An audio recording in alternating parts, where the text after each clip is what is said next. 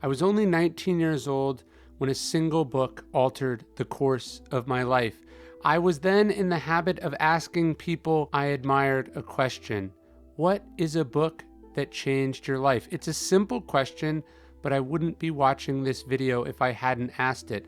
What's a book that changed you, one that you'd recommend to your younger self? And so soon enough, I found Marcus Aurelius's Meditations in my hands.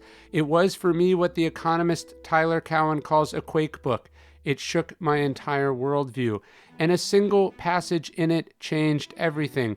In fact, the passage has changed the lives of many people in the 2,000 years since it was written. I've turned to it again and again when I dropped out of school, when I had problems at work, problems in my relationships, problems with employees, and just normal, everyday life stuff. The passage goes like this: our actions may be impeded, but there can be no impeding our intentions or dispositions because we can accommodate and adapt. The mind adapts and converts to its own purposes the obstacle to our acting. And then Marcus Aurelius concludes with some of the most powerful words ever written. The impediment to action advances action, he says. What stands in the way becomes the way. Marcus Aurelius wrote that to himself, likely on the battlefront as he led the Roman army against barbarian tribes, or possibly in the palace under almost unimaginable pressure.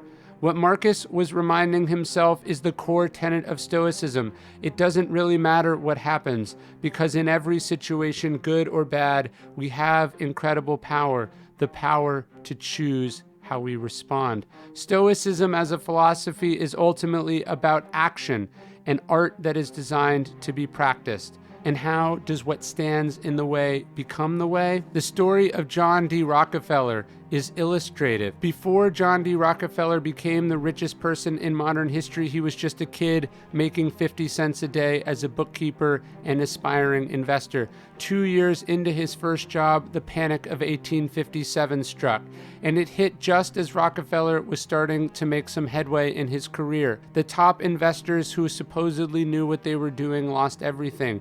His peers either complained about this violent economic disaster or left the business altogether. People were ruined, people were disillusioned.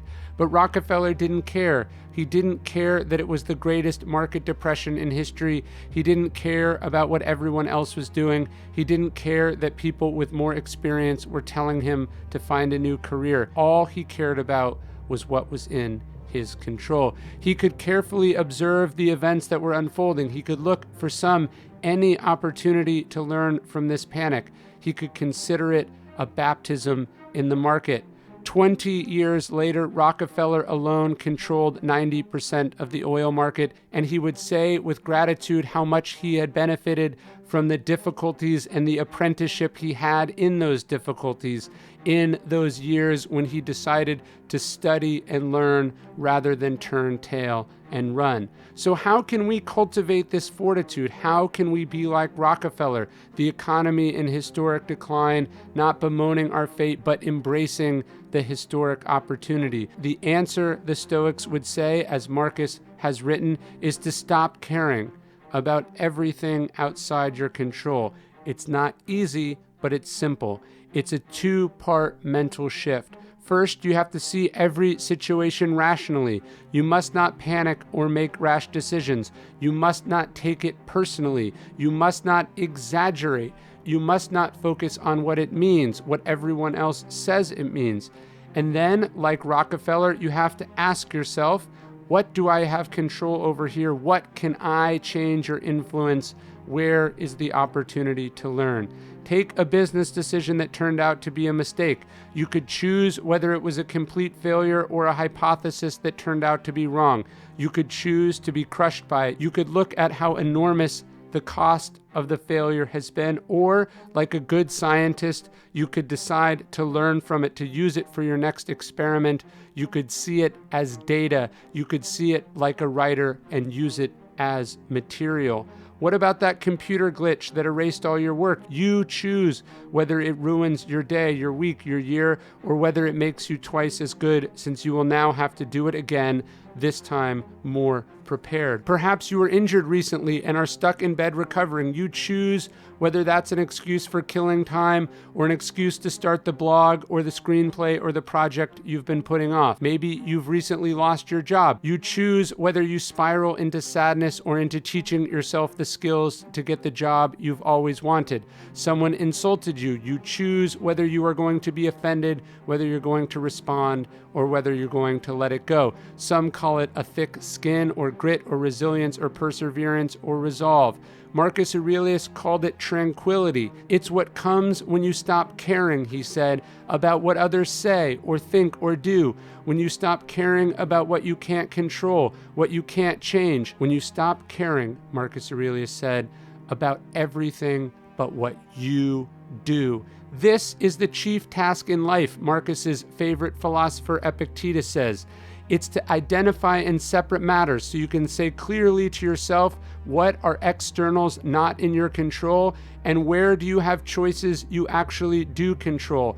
Where then do I look for good and evil, Epictetus said, not in uncontrollable externals, but within myself to the choices that are my own. Or, as the Stoics say, it's about what's up to us and what's not up to us. Once we have organized our understanding of the world into this black and white bucket, what remains? What was so central to Epictetus's survival as a slave is to focus on what is up to us, our attitudes, our emotions, our wants, our desires, our opinion about what happened to us, what we will learn from this, what we will do in response to this, how we will be made better because of this.